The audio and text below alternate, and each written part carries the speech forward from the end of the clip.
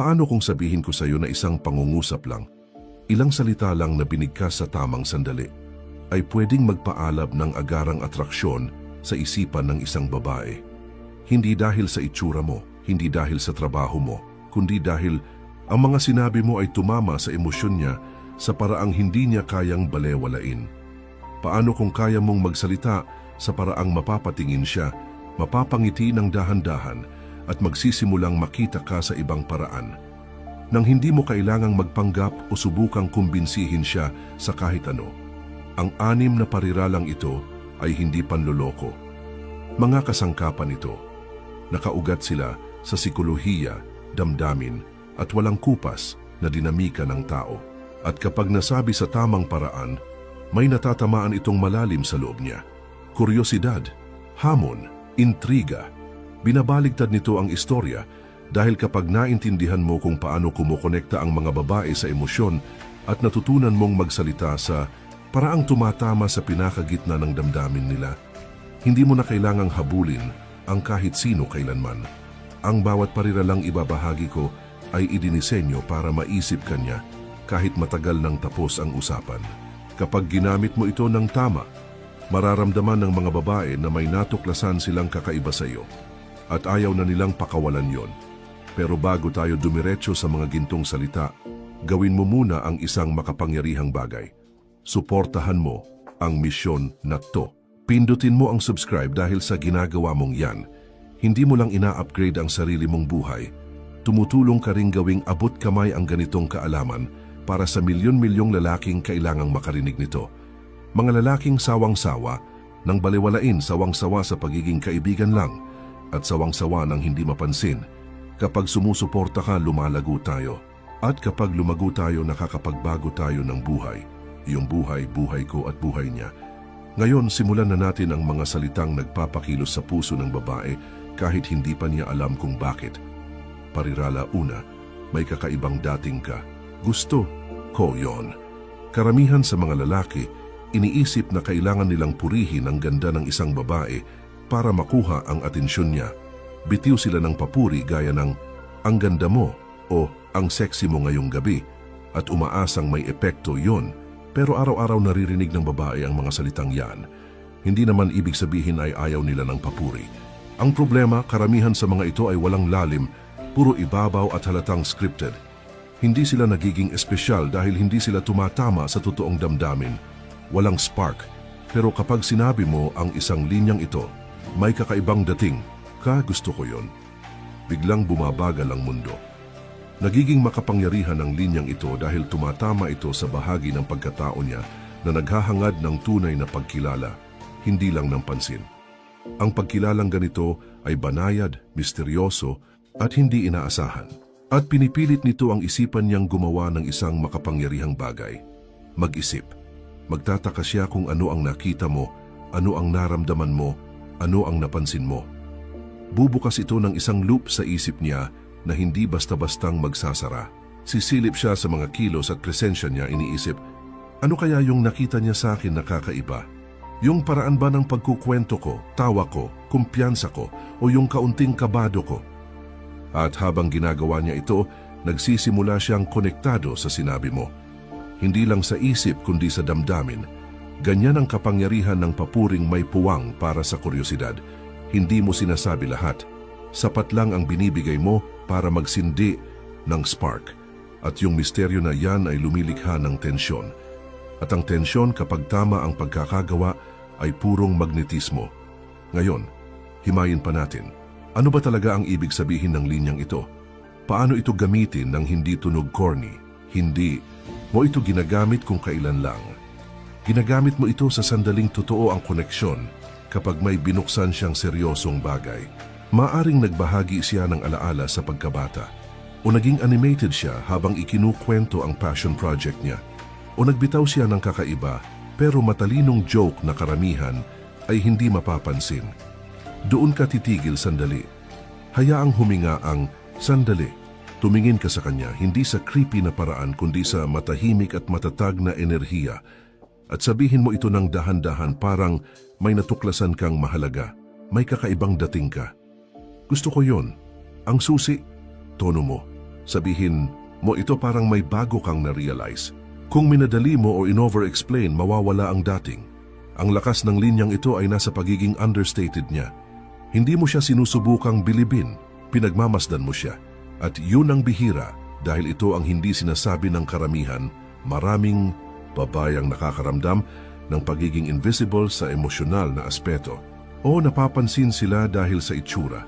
Pero gaano kadalas silang napapansin sa pag-iisip nila, sa tawa nila, o sa kung paano sila kumikislap kapag may kinukwento silang mahalaga sa kanila.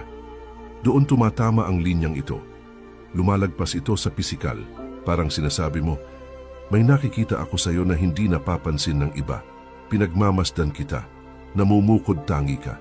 At ang pinakamagandang bahagi, hindi lang niya mararamdamang pinapahalagahan siya, gugustuhin niyang ibahagi pa ang mas malalim na bahagi ng sarili niya. Magbubukas siya, magkukwento pa siya, magtatanggal siya ng maskara. Dahil sa wakas, pakiramdam niya ay nasa harap siya ng taong nakakakita sa totoo niyang pagkatao. Hindi lang sa panlabas. Habang lumilipas ang panahon, iuugnay ka niya sa pakiramdam ng pagiging malalim na nakita.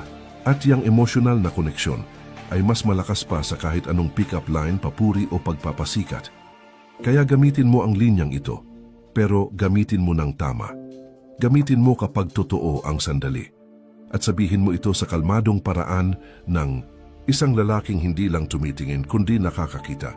Hindi niya makakalimutan ang sandaling yon. At hindi ka na rin niya makakalimutan. Woohoo!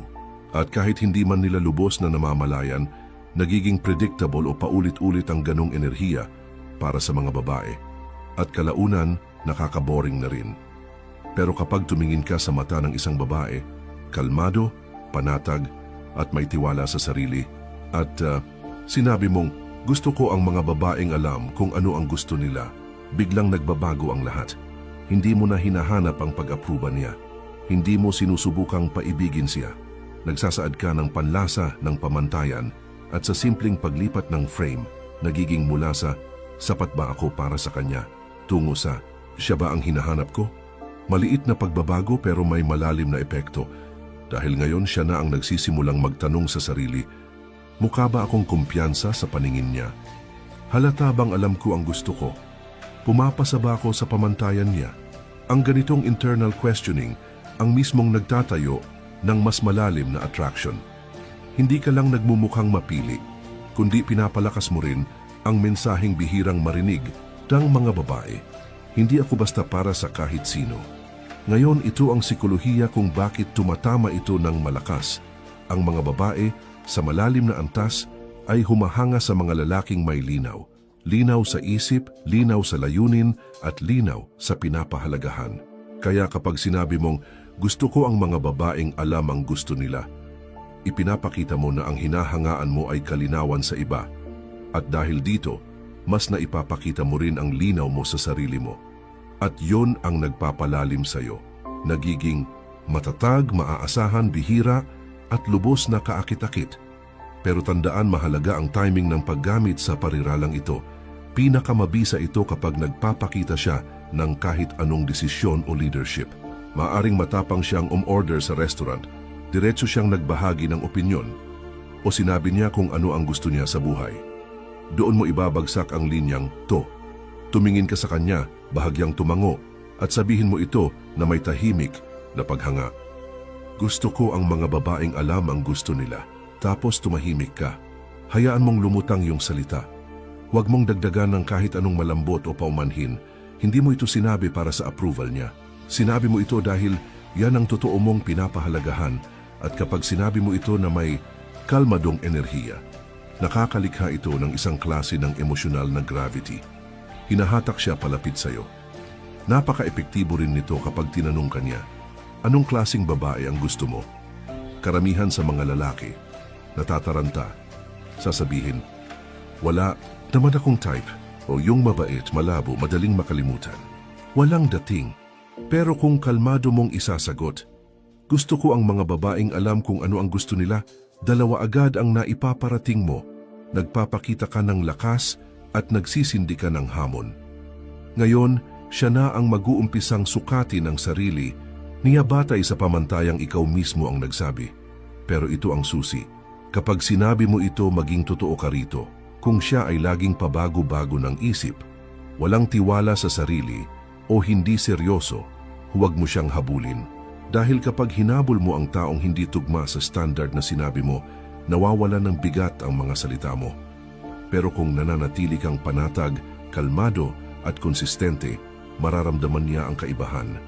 Makikita niya na hindi ka lang nagsasalita, isinasabuhay mo ang standard na iyon at doon na nagsisimulang mangyari ang magic. Sisimulan niyang mag-invest ng higit pa sa usapan. Yumuyuko siya ng bahagya pasulong, nagbubukas siya ng loob, nagsisimula siyang gustong makita bilang isang babae na alam ang gusto niya. At hindi iyon panlilin lang, kundi magnetismo.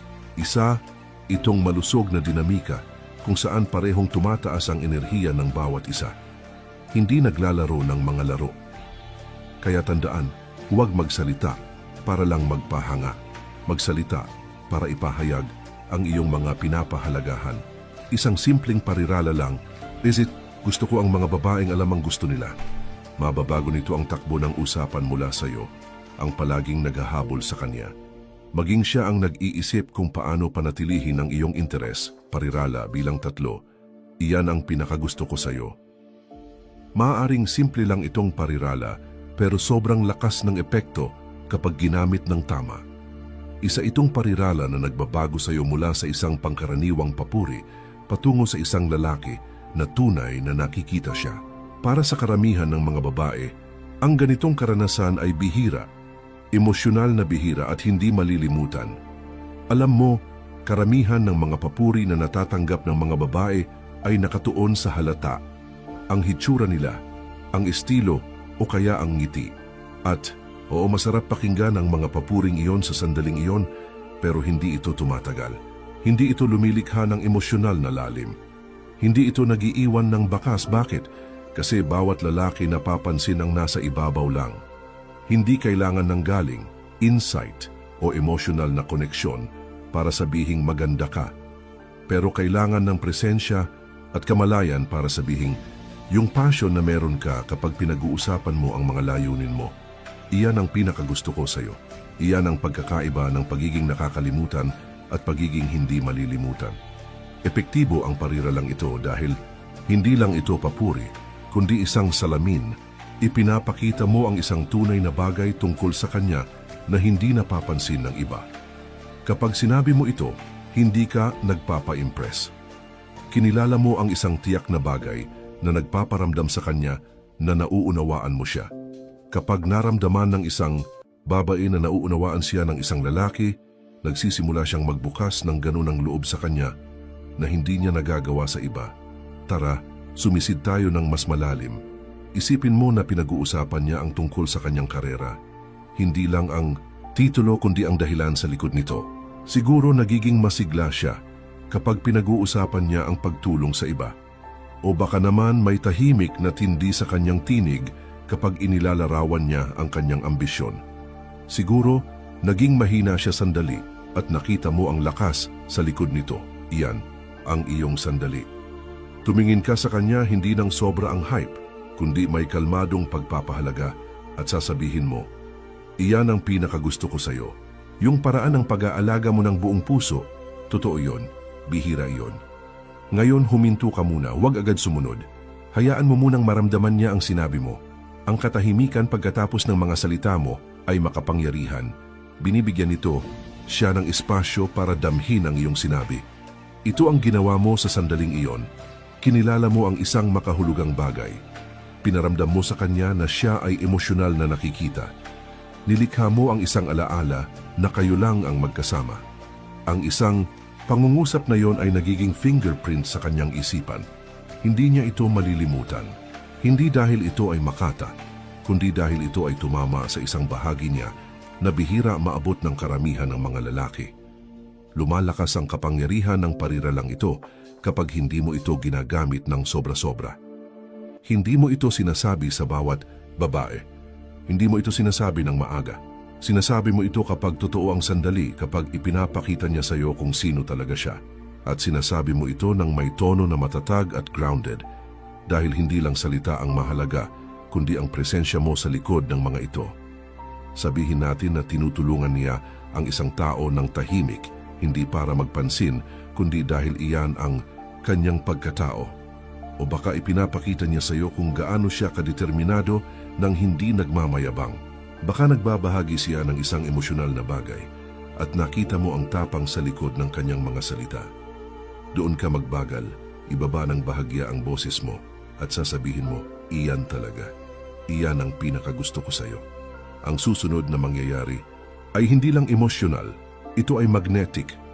Mararamdaman niya ang paghila papalapit sa iyo, hindi dahil binigyan mo siya ng atensyon, kundi dahil binigyan mo siya ng pagkilala na tumutugon sa isang bagay na halos lahat ng babae ay labis na hinahangad, ang maging pinahahalagahan para sa kanyang pagkatao, hindi lang sa kanyang anyo. Kung gusto mong malaman kung ano ang nagpapalabas ng isang lalaki sa iba, kung ano ang nagpapaisip sa isang babae sa kanya araw pagkatapos ng araw, iyan iyon. Pinaramdaman niya na siya ay emosyonal na mahalaga. Karamihan sa mga lalaki ay hindi umaabot doon, pero ikaw ay aabot. Ang pinakamagandang bahagi ay kapag sinabi mo, iyan ang pinakagusto ko sa iyo. Hindi ka lang nagbubukas ng papuri. Binabago mo kung paano niya nakikita ang sarili niya sa sandaling iyon. Iyan ang atraksyon sa pinakamalalim na antas. Yan ang klase ng sandali na tumatagos at tumaalingaw-ngaw. Parirala 4, hindi ko alam kung kaya mo akong hawakan. Matapang ang pariralang ito, hindi dahil sigaw ito, kundi dahil nagmumungkahi ito ng isang bagay na nasa ilalim ng ibabaw. Kapag sinabi mong, hindi ko alam kung kaya mo akong hawakan, sinasabi mo sa kanya nang hindi direkta na hindi ka basta-basta, ordinaryong lalaki na naghahanap lang ng mabilisang pag-apruba. May lalim ka, may substance, enerhiya, pamantayan, at baka may kaunting kaguluhan pa, at hindi ito para sa lahat. Karamihan ng mga lalaki ay ipinapakita ang kanilang sarili na parang bukas na libro. Sinusubukan nilang maging accessible, madali, makisama at palakaibigan umaasang. Kapag naging simple at hindi nakakatakot sila, magugustuhan sila. Pero ano ang nangyayari kapag naramdaman ng babae na parang alam na niya lahat tungkol sa lalaki? Nawala ang kanyang pagkamausisa, at kapag nawala ang pagkamausisa, mabilis din namamatay ang atraksyon. Binabali ng pariralang ito ang ganong pattern. Nagbibigay ito ng kaunting tensyon pero sa masaya at mapaglarong paraan. Ipinapahiwatig nito na ikaw ay isang hamon at sobrang kaakit-akit iyon kapag ipinapakita ng may kumpiyansa at kontrol. Bakit? Dahil ang mga hamon ay nagigising ng isang bagay sa tao. Nagsisimula ito ng pagsisikap, pagkagiliw at emosyonal na pag-invest. At iyan ang gusto mo. Isipin natin ang eksena, nilalaro ka niya. Siguro sinasabi niyang mahirap siyang mapahanga o baka may confidence siyang sinabi tungkol sa kung gaano siya kakayanan o kung gaano siya katapang. Diyan ka yumuko ng bahagya, ngumiti ng may alam at sabihin, hindi ko alam kung kaya mo akong hawakan, tapos tahimik lang, hayaan mong lumutang muna ang linyang iyon saglit. Ang ginawa mo lang ay binago mo ang buong dinamika. Akala niya siya ang matapang. Akala niya siya ang naghahamon sa'yo, pero sa isang pangungusap, napalitan mo iyon. Ngayon iniisip niya kung ano ba ang meron sa'yo na baka hindi niya kayanin. Ambisyon mo ba iyon? Lalim mo? Pamumuhay mo? Emosyonal na intelihensya? Kumpiyansa? Hindi niya alam, pero gusto niyang malaman. Dito, nagiging makapangyarihan ang linya. Hindi dahil sa sinabi nito, kundi dahil sa ipinapahiwatig nito. Nagbibigay ito ng hudyat sa hindi pa nalalaman. Pinapaisip niya, pinapaghinala-hinalaan, at baka subukan ka pa kahit konti para makita kung bluff ka lang. Maganda yon. Ibig sabihin, interesado siya, mausisa, at emosyonal na aktibo. Pero ang pinakamahalagang bahagi, kailangan mong patunayan ito. Hindi mo pwedeng sabihin na, hindi ko alam kung kaya mo akong hawakan tapos kumilos ka na parang ibang lalaki, nagpapaliwanag ng sobra, naghahabol, naghahanap ng pag-apruba. Dapat tugma ang kilos mo sa sinasabi mo. Ibig sabihin kalmado ka, matatag, at hindi naapektuhan ng reaksyon niya. Alam mo ang halaga mo at hindi mo kailangan na patunayan niya iyon para maramdaman mong mahalaga ka. Ang tunay na ipinapahayag mo ay ito, hindi ako para sa lahat. At ayos lang yon. Hindi ako nandito para maging madali. Nandito ako para maging totoo. Kung gusto mo lang ng panlabas, may mas madaling pagpipilian. Pero kung gusto mo ng lalim, hamon at tindi, dapat handa ka. Iyan. Ang nilalaman ng pariralang ito, hindi ito kayabangan, pili-pili ito. Kumpiyansa sa iyong pagiging komplikado. At ito ay magnetic. Kung handa siya, kung interesado siyang sumilip at tuklasin ang ibig mong sabihin, doon nagbabago ang dinamika pabor sa iyo. Kasi ngayon siya ang nag-i-invest. Siya ang naghahabol sa pakiramdam. Siya ang pumapasok sa mundo mo, hindi ikaw sa kanya. Kaya huwag mo lang basta sabihin ito ng pabaya. Gamitin mo ito kapag tama ang timing. Sabihin mo ito ng may kalmadong katiyakan. Hayaan mong dalhin ng mga mata mo ang bigat ng sinasabi mo. Tapos hayaang umupo siya sa katahimikan ng sandali at panoorin ang susunod na mangyayari. Parirala 5, hindi ako ganoon kadali. Hindi lang ito isang matalinong sagot, isang banayad at makapangyarihang pahayag ito ng iyong halaga. Sinasabi nito sa kanya ng walang kapal ng ego na hindi ka basta sumusuko sa unang palatandaan ng atensyon. Bihira ang mensaheng iyon. Bakit? Kasi karamihan ng mga lalaki ay hindi napapansin kung gaano kabilis nilang ibinibigay ang kanilang sarili. Isang papuri lang, isang ngiti mula sa babae, at nagmamadali na silang mapasaya siya. Nagsisimula silang humabol kahit wala pang dahilan. Sa sandaling iyon, nagbabago ang halaga ng usapan. Siya ang nagiging tagapagdesisyon kung karapat-dapat ka, at nagiging isa ka lang sa mga lalaki na gustong magustuhan. Pero kapag kalmadong sinabi mo, hindi ako ganoon kadali, nagbabago ang lahat. Bigla kang hindi na nagre-react, hindi ka nadadala ng kanyang charm o mga laro. Kalmado ka, sentro, at hindi natitinag. Hindi dahil ayaw mo siya, kundi dahil alam mo ang halaga mo. Hindi mo ito basta binibigay dahil may nagpapakita ng interes. Ang kalmadong pagtutol na iyon ay labis na kakitakit. Ang ganda ng pariralang ito ay magaan ito sa ibabaw. Pero sa ilalim ay may dalang enerhiya ng disiplina at pagpili. Sinasabi mo, hindi ko basta binibigay ang atensyon, oras o pag-apruba ko. Kailangang paghirapan at nakakabighani ang ideyang iyon sa tamang klase ng babae. Tungkol naman sa pagbigkas, gamitin mo ang pariralang ito kapag nilalaro ka niya, sinusubok ka o kapag gumawa siya ng pa-flirt na kilos, umaasang matunaw ka. Sa halip na mag-react ng desperado o tumawa ng nerbyoso, manatili kang matatag, tumingin sa kanyang mga mata. Hayaan mong may munting ngiti na magpakita sa mukha mo at nang may kalmadong kumpiyansa sabihin, hindi ako ganun kadali, tapos huminto ka. Huwag magmadali, huwag mag-backtrack o magpaliwanag ng sobra. Hayaan mo lang na manatili iyon sa hangin. Sa sandaling iyon ng katahimikan, doon nangyayari ang mahika. Umiikot ang isip niya. Tinulak ba niya ako pabalik? Tinutulan ba niya ako? Seryoso ba siya? Kahit ipakita niya o hindi, may maliit na spark ng emosyonal na tensyon sa loob niya. At iyan ang atraksyon.